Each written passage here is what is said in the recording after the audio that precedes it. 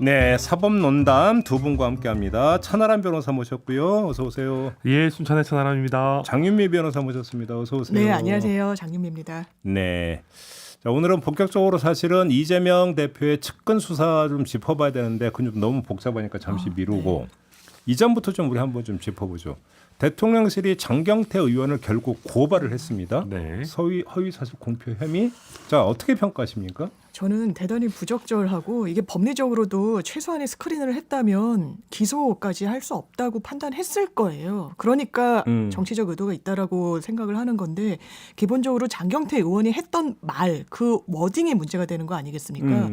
본인이 허위 사실을 기본적으로 명예훼손은 허위든 사실이든 사실관계에 적시가 들어가야 돼요. 김건희 여사가 조명판을 사용해서 그 상황에서 촬영을 했다. 이러면 명예훼손이에요. 외신이나 전문가들에 따르면 그렇다는 분석이 있다. 그러니까 밝혀라. 예, 그러니 의혹 제기를 한 수준을 문제 삼을 수는 없습니다. 그럼 그건 허위 사실 공표에 해당이 안 된다. 네, 명예훼손에 적시에 해당하지 않다고 봅니다. 천하람 변호사 어떻게 글쎄, 그러니까 저는 뭐 정치적으로 이게 야당 의원을 이렇게 고소 고발하는 거 별로 안 좋다고 보지만은, 근데 그와 관련 없이 사실 적시는 될 수 있는 것 같습니다. 그러니까 좀 그러니까 논란의 소지는 있지만. 그러니까 다른 사람의 그런 주장을 빌려오긴 했지만 조명을 써서 연출했다. 이거는 의견의 영역이라기보다는 사실의 영역이거든요. 그러니까 검증 가능한 이슈이고 말씀하신 것처럼 외신에서 뭐 이런 얘기가 있다라는 거는 그 자체가 의견이나 뭐 이런 뭐 어떤 주장의 영역이라기보다는 합리적인 근거가 있냐 없냐의 문제인 것 같아요. 제가 봤을 때는. 그러니까 우리가 그렇다고 믿을 만한 상당한 이유가 있었냐. 죄송합니다.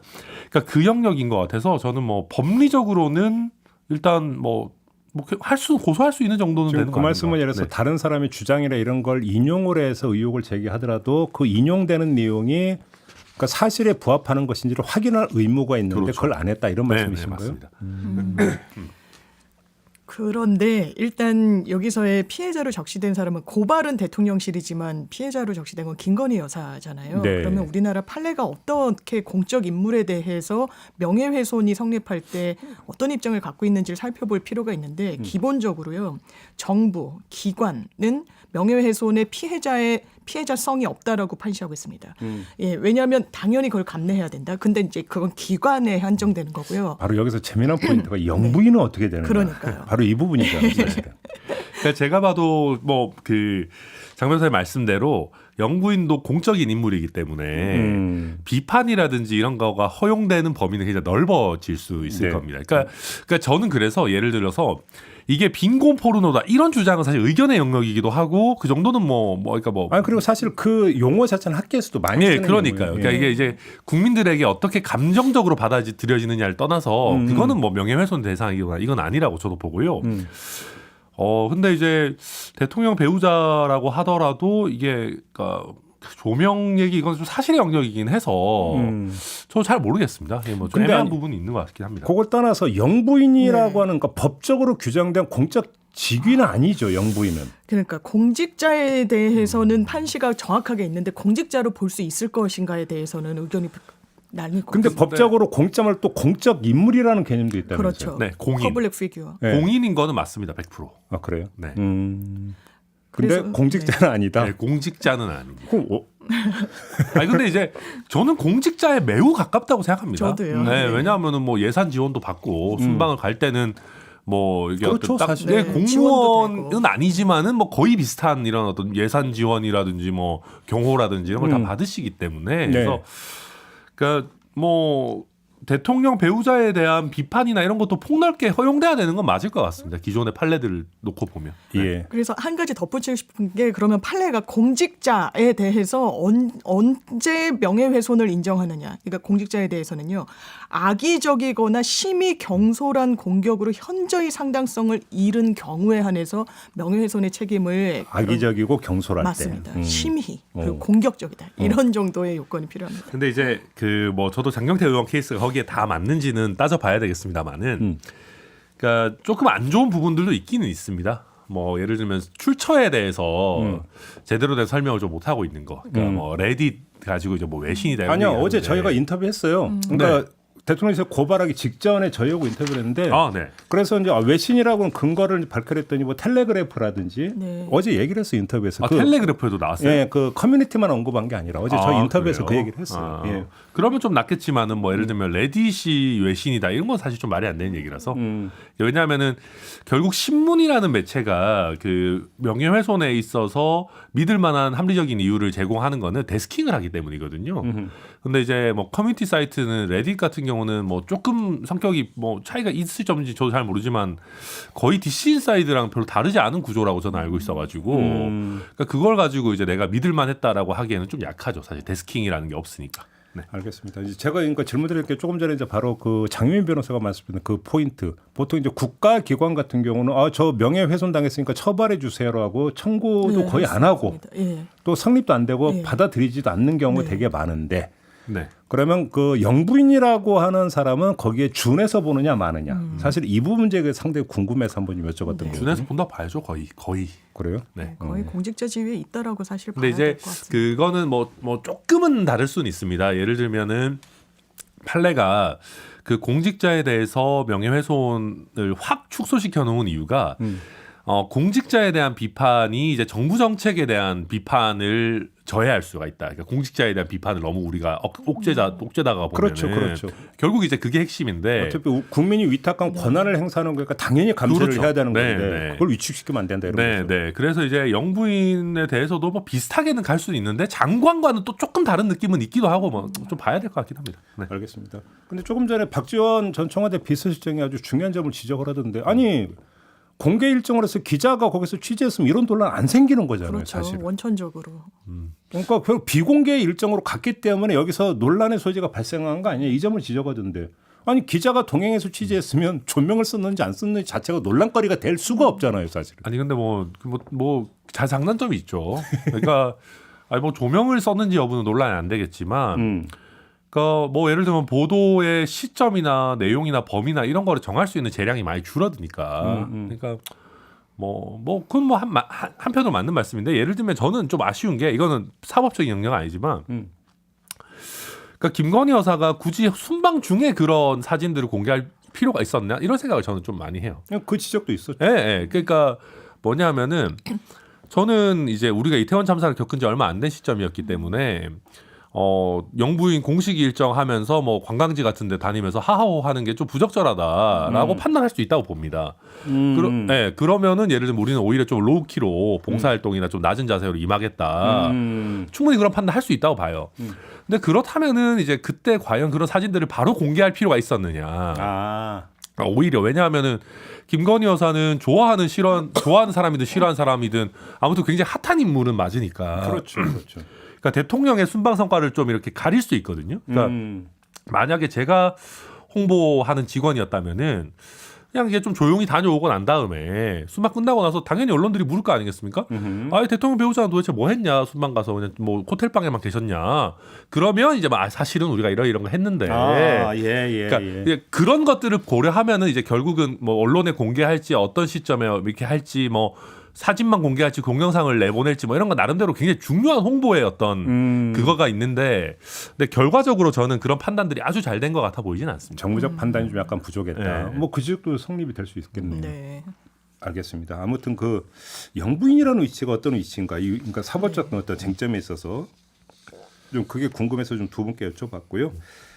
자, 이번에는 이재명 대표 측근 수사로 좀 넘어가서 좀 몇 가지 갈래를 가지고 좀 짚어봐야 될 것 같은데요. 일단 첫째, 이거저거 다 따라서 우리 그냥 까놓고 이재명 우리가 사실 이 자리에서 몇 번 이야기를 하긴 했습니다만 어차피 검찰이 이재명 대표까지 뭐 수사할 것은 거의 기정사실인 것 같고 혐의 입증이 될 거라고 보십니까? 저는 안 될 거라고 봅니다.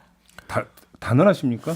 저는 이 배임과 관련해서 일단 현 시점을 기준으로 말씀을 드린다면 가장 큰 변수가 남욱 변호사잖아요.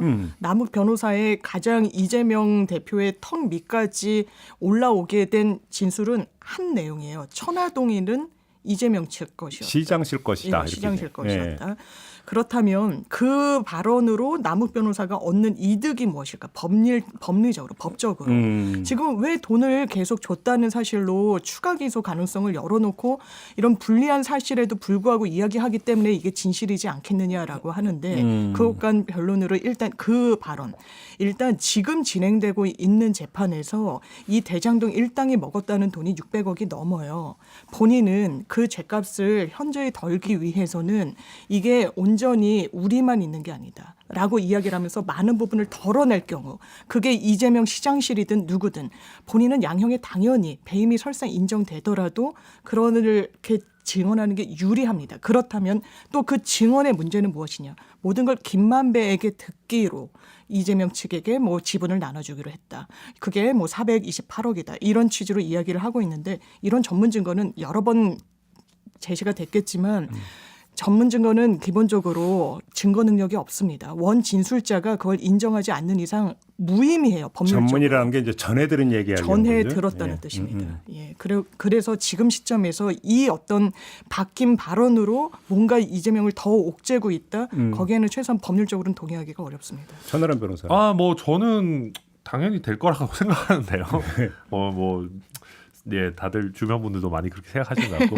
그러니까 이제 저도 보니까 이제 기사들도 제가 찾아봤는데 저 혼자만의 주관적인 판단보다는 그러니까 방금 말씀하신 그 428억 문제도 있고 저는 남욱이 이런 식으로 입을 열기 시작한 게 굉장히 이재명 대표 입장에서는 뼈 아플 수 있는 게 결국은 이 전체 이 계획을 짤 때 있어서의 배임 이 부분이 되게 취약해진 것 같아요. 저는. 그러니까 예를 들면 남욱이 우리가 처음에 이거 할 때부터 우리를 사실 거의 뭐 선정해 주기로 해가지고 한 거고 그리고 사실 우리가 돈을 잘 벌 수 있도록 초과이익 환수나 뭐 이런 것도 다 빼주고 뭐 이런 식으로 해서 그게 이제 사실상 시장실이랑 다 얘기가 돼가지고 이제 한 거다 뭐 이런 식의 얘기들이 아마 저는 나올 거라고 그러니까 이미 어느 정도 나왔을 거고 그런 얘기들이 이제 그 구속영장 같은 데도 보면 막 이렇게 막 많이 써 있지 않아요?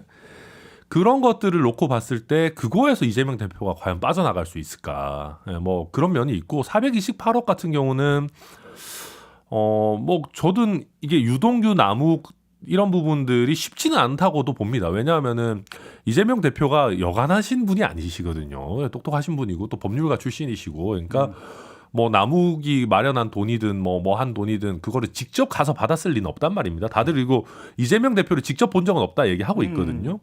그러다 보니까 정진상, 김용이 입을 열거나 아니면은 이 돈의 용처가 구체적으로 뭐가 나와서 야 이거는 진짜 이재명 대표가 모를 수가 없었겠는데라는 정도가 돼야지 돈과 관련한 거는 또 이렇게 가는 거라 가지고 뭐 좀 지켜볼 필요는 있지만 취약한 점이 아무튼 굉장히 많다. 알겠습니다. 네, 좀 지금부터 몇 개 좀 갈래로 좀 나눠서 질문 드리고 싶으면 첫 번째는 조금 전에 장윤미 변호사 잠깐 운을 떼셨지만 남욱 변호사가 이야기하는 것의 거의 대부분이 김만배로부터 들었다예요. 네. 지금 그러니까 법정 가서 이제 이야기하고 했던 게 그러니까 결국은 핵심은 남욱이 아니라 김만배인데. 네, 그렇습니다. 그러니까 내일 새벽에 나오죠. 네. 김만배 씨가. 근데 문제는 지금까지 보도를 보면 김만배 씨의 지금 주장은 남욱하고는 다르다라는 네. 거잖아요. 김만배 씨가 만약 내일 나와가지고 남욱 이야기가 내가 한 말이 아니고 내 말을 오해한 것이다. 네. 부인을 하면 그때는 어떻게 되는 겁니까? 그러면 증거 능력이 없는 거고요. 네. 그 진술을 아마 남욱뿐만 아니라 남욱은 지금 검찰이 주신문을 했거든요. 그러니까 변호인 측에서 우리도 주신문할 기회를 달라라고 했고 재판부도 이 증언이 지금 공소사실, 지금 대장동 일당들이 받고 있는 재판에도 영향을 상당히 미치기 때문에 아마 주신문 기회도 줄 거예요. 그리고 김만배 씨도 상피고인, 그러니까 같이 재판받고 있는 사람들에 대해서는 증인의 지위를 가질 수 있기 때문에 당연히 증언대에 세울 거라고 보고 그렇다면 김만배가 어떤 증언을 할 것인가가 정말 중요한데 지금까지 그렇다면 어떤 스탠스를 취했느냐. 천화동인과 관련해서 뭐 그분 거다 이런 녹취가 있기도 해요. 네. 그런데 이 사람들이 굉장히 복마전을 펼칩니다. 너무 수익이 크게 나왔다 보니까 서로 많은 돈을 가져가려고 해요. 그러니까 약간 거짓으로 과장으로 야 그분이라고 내가 다 먹는 거 아니야라고 이야기했다라는 취지로 김만배는 이야기를 합니다. 왜? 예. 공식적으로 기자들 앞에서 천화동인 누구 겁니까라고 수차례 질문을 받았을 때 그건 흔들리지 않게 내 겁니다라고 얘기를 해요. 그건 네. 자기 거여야지 또 본인 수익으로 귀속하는 거고요. 그리고 서울중앙지검장도 어쨌든 그분이란 게 굉장히 정치권에서도 논란이 됐으니까 그 당시에 수사팀은 최소한 정치인 아니다라고 했죠. 그 뒤에 밝혀진 사실은 뭐 권순일 대법관이다라는 뭐 이런 의혹 제기까지 나왔었는데 예. 이런 상황에서 완전한 키맨은 김만배인데 본인의 종전 진술을 번복할까? 전 그 가능성이 높지 않을 거라고 봅니다. 근데 이게 지금 그러니까 남욱의 진술만 있겠느냐인 겁니다. 그러니까 검찰이 쥐고 있는 게. 네. 그러니까 보통은 이런 식의 전문 진술은 어떤 식으로 써먹냐면 이 전문 진술 그 자체가 증언이 된다기보다 그 전문 진술에서 파생해가지고 알게 되는 여러 가지 간접 사실들 이게 다 정황 증거가 되는 거거든요. 간접 사실이 나오고 그 간접 사실을 입증하는 물증이 그렇죠. 예를 들어서 뭐 그리고 이제 뭐 예를 들면 김만배의 진술을 의심할 만한 이런저런 정황들 뭐 예컨대 그분 아까 말씀하셨지만 이게 이 본인의 지분을 잘라서 줬다라는 내용들 근데 이게 구체적으로 예를 들면 김용인지 정진상인지 뭐 저수진지 이건 모르겠고 유동균지는 모르겠으나 이런 부분들이 되게 안 좋게 되는 더 보강하는 증거로 쓸 수 있거든요. 그러니까 남욱의 직원 이런 게 그리고 이렇게 남욱만 있는 게 아니고 또 유동규의 진술 같은 것들도 나온단 말입니다. 그러니까 이게 이제 저도 뭐 어디까지가 온전한 전문 증거고 어디부터가 남욱이 직접 경험한 내용인지 이게 좀 굉장히 세세하게 잘라서 봐야 될 것 같긴 한데 네. 제가 말씀드리고 싶은 거는 남욱이 얘기하는 바가 단순히 그냥 그런 건 아닐 것이다. 게다가 본인이 경험한 사실, 내가 몇 월 몇 시에 어디에 갔었다. 이거는 본인의 진술인 거거든요. 그 자리에서 예를 들면 김만배한테 이런 내용을 들었다라는 그 김만배의 진술을 따온 거는 전문 증거가 될지 몰라도 그런 것들을 토대로 어떻게 보면 이게 계속 하나의 그 확장원을 그리는 거죠. 그래서 네. 근데 그러면 여기서 이제 추가로 들어가는 질문이 이 사람이 이렇게 진술을 해서 얻을 수 있는 이익을 또 보지 않습니까? 그 진술의 신빙성을 따지기 위해서 자 남욱 변호사가 이렇게 그러니까 주장을 하고 반대로 김만배 씨가 다른 주장을 함으로써 그들이 얻는 이익은 뭡니까? 아까 말씀드렸다시피 남욱은 본인들 대장동 일당이 가져갔다는 아주 큰 양의 돈을 줄이고 본인은 지금도 증언에서 뭐를 요지냐면요. 이 사람 기본적으로 법률가입니다. 법조인이에요. 굉장히 이런 절차에 능숙하단 말이에요. 그래서 어떻게 이야기를 하느냐. 나는 자금원에 불과했다. 그냥 돈을 댔고 그 돈을 사람들이 어떻게 흘려보내는지는 나랑은 좀 무관했다. 근데 이게 정치권으로 상당히 많이 갔다라고 해서 본인의 책임을 줄이는 방식으로 증언을 하고 있고요. 네. 그리고 물론 본인에게 불리한 증언을 하는 것도 있어요. 이를테면 일식집에서 내가 유동규에게 9천만 원을 줬다. 굉장히 맞아요. 구체적으로 예. 이야기를 합니다. 바로 그래서 옆방에 가서 또 했다. 띠지가 뭐 식별이 될까 봐 그걸 제거하고 줬다. 저는 이거는 최소한 지어냈다고 보지 않아요. 그런데 이런 부분과 관련해서 왜 자진해서 이야기를 하느냐? 저는 이 사람이 법률가이기 때문에 두 가지 가능성이 있다고 보는데요. 기소하지 않을 거라는 자신.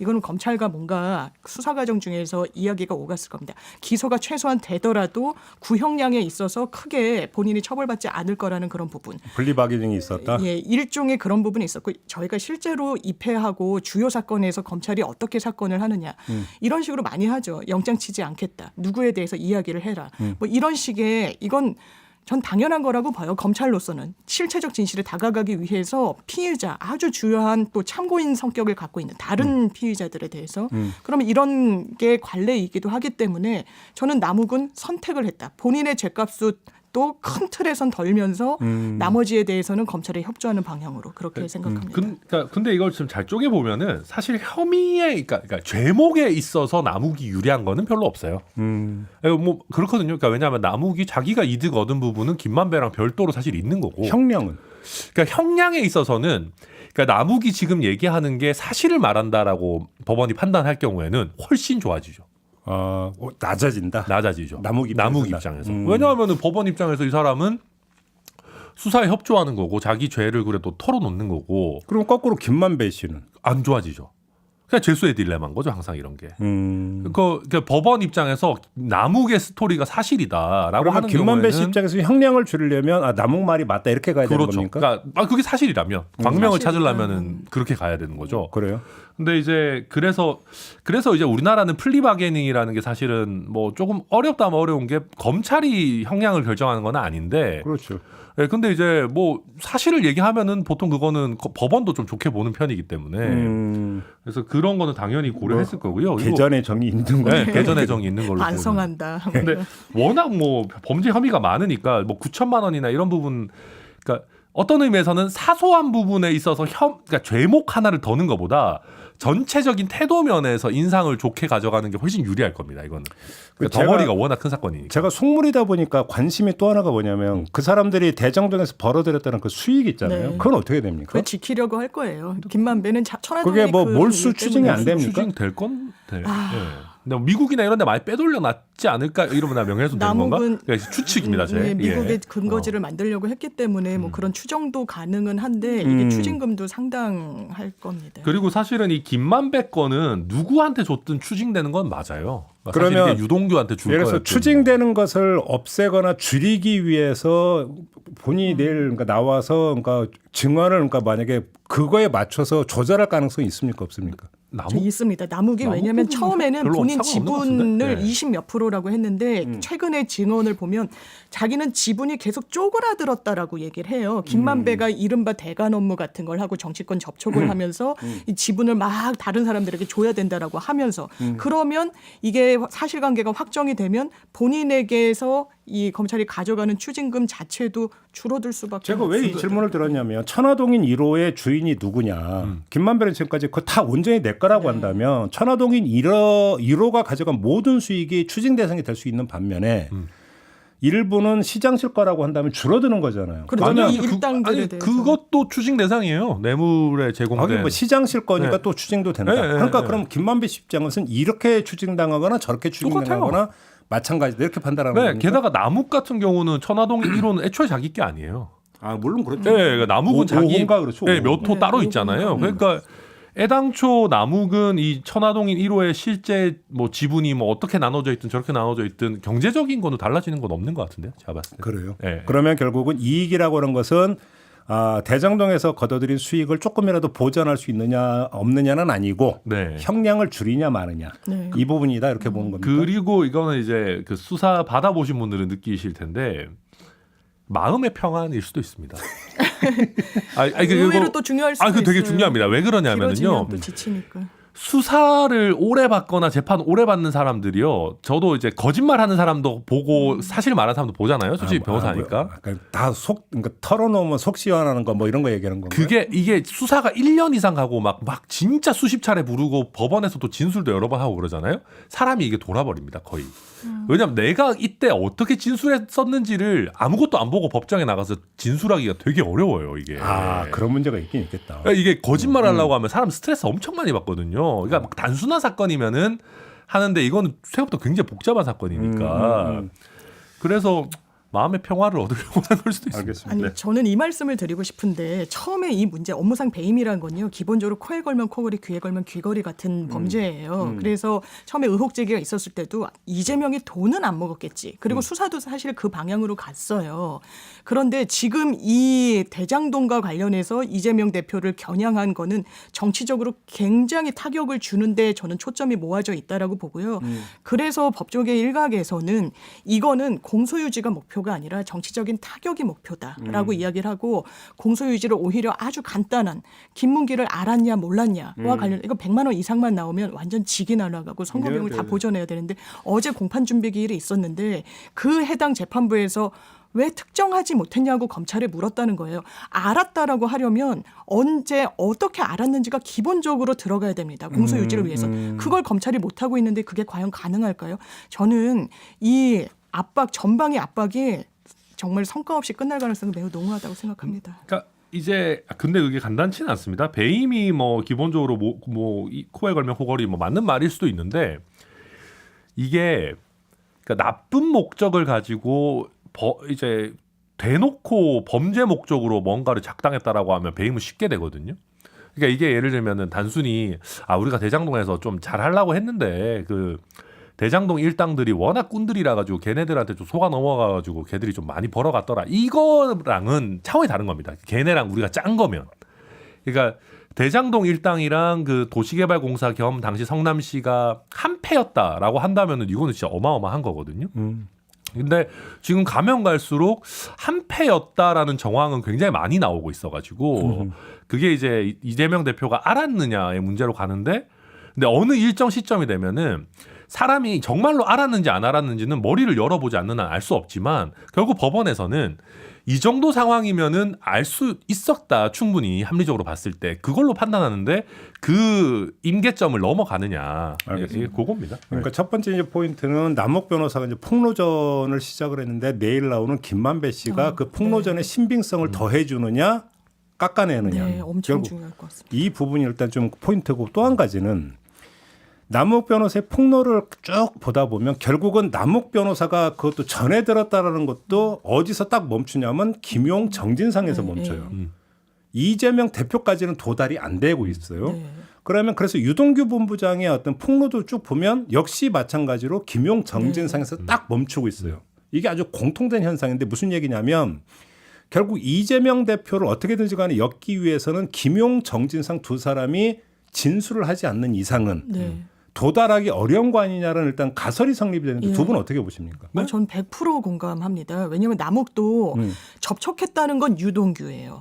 그 돈을 뭐 누굴 통해서 주든 최종 종착지가 일단 유동규입니다. 거기서 넘어서지 않아요. 그냥 정진상, 김용의 존재도 유동규를 통해서 알았다는 거예요. 일례로 일식집에서 돈을 9천을 줬을 때 다른 방에 건네주고 왔다. 유동규가 이야기를 하기를 형님들 방이라고 해서 자기는 추정할 뿐이다. 김용 정진상으로 뭐 이런 식이에요. 항상 모든 맥락이. 김용 정진상도 실체가 기본적으로 다 다르지 않고 있는데 뭐 유동규는 직접 정진상 집에 돈을 갖다 줬다 이야기하지만 거기서 이재명 대표로까지 넘어갈 수 있을 것인가? 그게 또 설사 진술이 나온다 한들 정진상 김용의 이게 너무나 과거고 거길 뒷받침해주는 그 진술과 부합하는 어떤 증거 돈의 흐름이 있을 것인가? 저는 어려울 거라고 봅니다. 그러니까 뭐 좀 봐야 되겠죠. 뭐 그 진술 외에도 뭐 어떤 증거들이 있는지 봐야 될 거고. 물론이죠. 예. 그리고 이제 이게 이제 우리가 그런 법리들이 있기는 있습니다. 예를 들면 이제 회계 책임자의 뭐 고의라든지 뭐 가담 범위는 또 직접 후보자에게 뭐 묻고 이런 법리들이 예외적으로 있지만은 예. 이 사건에서 그런 게 적용될 수 있는지는 사실 꼼꼼하게 봐야 되는 것이고. 그리고 이제 선거 책임, 그렇죠. 선거 범죄, 네, 선거 범죄에 한정돼서 이제 되는 국고 거기 손실이나 때문에 뭐 예, 이런 거. 그런 건 좀 봐야 되는 것이고. 이 점은 어떻게 봐야 됩니까? 예를 들어서 국정농단 사건 때 그 박근혜, 최순실 두 사람을 엮은 핵심 개념은 경제 공동체였잖아요. 네, 맞습니다. 근데 이번에는 정치 공동체라는 네. 개념이 등장을 했거든요. 이걸 그 최순실, 박근혜 두 사람을 경제 공동체라는 개념으로 엮는 것처럼 네. 정치 공동체라는 개념을 가지고 사법적으로 엮을 수 있는 여지가 있습니까? 근데 그것도 역시나 본인의 인식이나 개입이 있어야 됩니다. 어느 정도. 이재명 대표. 네, 네. 그러니까 그래야지 아니 그 공동체라는 게 그냥 일상 활동에서의 공동체라는 게 아니라 이번 범죄에서의 공동체성이 또 인정이 돼야 되는 거거든요. 그거는 결국 공범 법리랑 비슷한 겁니다. 그러니까 박근혜, 최순실도 서로가 이런 이익을 얻는다라는 걸 알고 있었잖아요, 최소한. 그러니까 이제 최순실이 이익을 얻는 거를 박근혜 대통령이 얻은 것과 거의 비슷하게 볼 수 있다는 법리를 만들 수 있었는데 예를 들면 정진상, 김용이 이런 범죄를 저질렀지만 이재명 대표는 뭐 저는 그럴 가능성 없다 보지만 정말 하나도 몰랐더라. 그러니까 예를 들어서 최소한 이재명 대표가 김용, 정진상이 돈 받는 건 알고 있었더라. 그러니까 그걸 까지까지 가야 아주 된다. 명확하게는 아니더라도 이 사람들이 예를 들면 좀 뭔가 이렇게 이게 나쁜 인간들이랑 뭐 해가지고 나중에 쓸 자금을 좀 이렇게 뭐 추상적으로라도 뭐 돈을 현금을 받고 이런 게 아니더라도 대장동 일당들한테 편의를 봐주고 뭐 이렇게 거기서 경제적 이득을 보려고 했더라.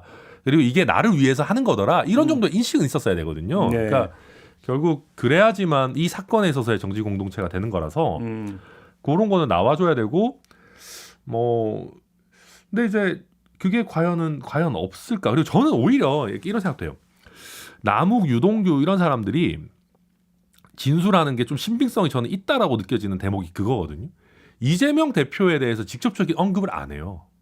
그러니까 만약에 제가 진짜 검찰의 사주를 받고 지어낸 것이었다. 지어낸 거라면은 이재명 대표도 예를 들면 오며 가며 봤다거나 네. 아니면 이재명 대표도 뭐 아는 눈치였다거나 아니 뭐 그럴 수 있잖아요. 제가 각본을 쓴다면 뭐 정진상이 약간 이재명 그런 대표를 식으로는 얘기하진 않았는지. 네, 아니면 이재명 대표를 정진상이 언급하며 뭐 네. 너희의 이런 노고를 흡족해했다라고 했다거나 그러니까 이재명을 직접 겨냥하는 발언들이 나올 거예요. 각본으로 짠다면은 그러니까 예. 살살 흘릴 건데 지금은 그런 거 없어서 저는 오히려 뭐 모르겠습니다만은 좀 뭐 완전히 뭐 허구를 만들어내는 것 같지는 않다 생각하고 있습니다. 저는 정치 공동체라는 말 자체가 굉장히 검찰이 정치적으로 접근하고 있는 거다. 그래서 제가 공동체가 들어가는 판례를 한번 찾아봤어요. 정치 네. 공동체라는 건 없고요. 경제 공동체 있었고요. 그것도 사실 뭐 최순실 거의 박근혜 없었어요, 근데 그리고 그것도. 생활 공동체, 뭐 법 공동체, 국가 공동체 이렇게 이야기가 들어갑니다. 아니 엄밀하게 뭐 같은 당 활동하는 사람들은 다 정치 공동체예요. 민주당 의원들, 당원들은 이제 다 정치 공동체라고 이분들은 봐야죠. 뭐 그걸 뛰어넘을 정도로 매우 끈끈한 거는 맞기 때문에. 그러니까 천 변호사님 말씀 주신 것처럼 기본적으로 명시적으로 알지 못하면 법으로 책임을 지우기 위해서는 형사 처벌을 하기 위해서 들어가는 표현이 암묵적으로,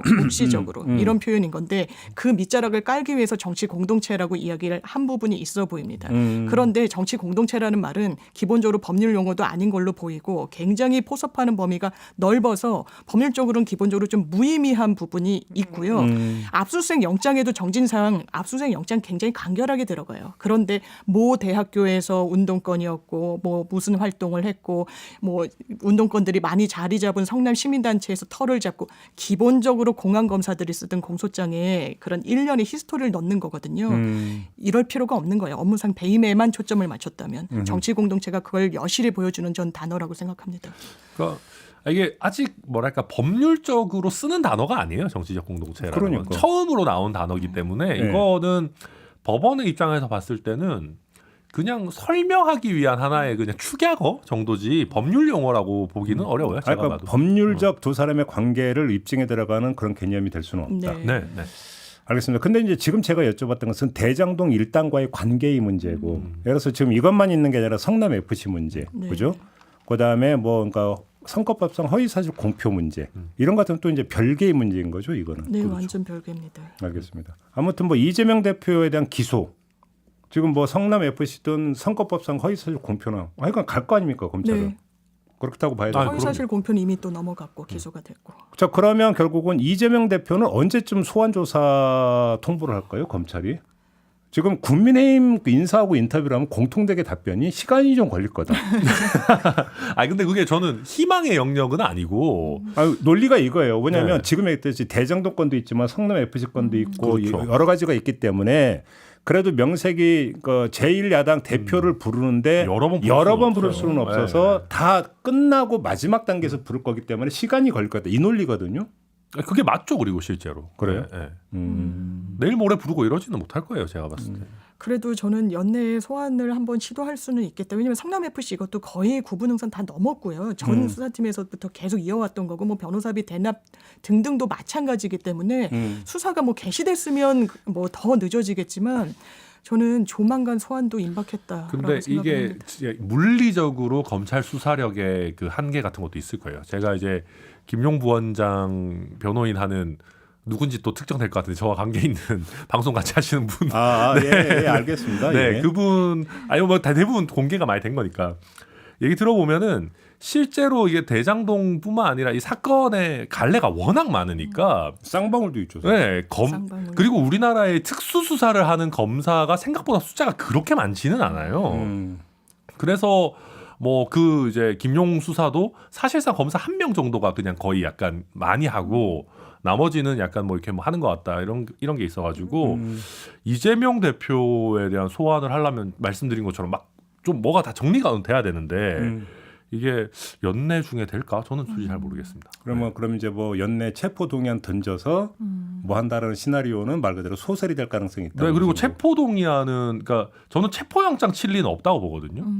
왜냐하면 당연히 그 뭐 소재가 확실하시고 소환 통보를 하겠죠. 소환 통보를 할 거고 소환 통보해서 이제 나오셔가지고 진술한 다음에 구속영장을 필요하면 칠 건데 그거는 시간이 좀 걸리겠죠, 뭐 지금. 네. 그렇게 봐야 된다. 알겠습니다. 일단 좀 중간 정리를 해봤는데요. 좀 그 저희가 한 두 개의 포인트를 지금 이제 추출해서 얘기를 하지 않았습니까? 우리 촌철님들도 아마 사실은 수사 관련 보도만 나오면 너무 어지러워가지고 네. 이건 너무 잘게 쪼개져서 막 맞아요. 매일 네. 나오다 보니까 네. 너무 어지럽거든요. 헷갈립니다. 우리나라도 뭔가 외국 언론처럼 막 총정리 보도 이런 거 막 긴 그러니까. 보도 같은 게 가끔 있었으면 좋겠어요. 그러니까 제가 볼 네. 땐 그 이제 낱낱이 보도를 따다가다 보면 너무 엉켜갖고 뇌회로가 엉켜서 막 너무 복잡해서 한번 좀 줄기를 아유, 잡아봤거든요. 이거는 거의 제가 봤을 때 태백산맥급이에요. 이거 지금 막 소설로 쓰면은 지금 대장동 나가는. 지금 한 7권 정도. 네, 장난 아니에요. 이거. 아무튼 이제 포인트를 좀 두고 우리 촌철님도 좀 이제 지켜보시고 또 감시를 해야 되지 않을까 하는 취지에서 오늘 좀 이야기 나눠봤고요.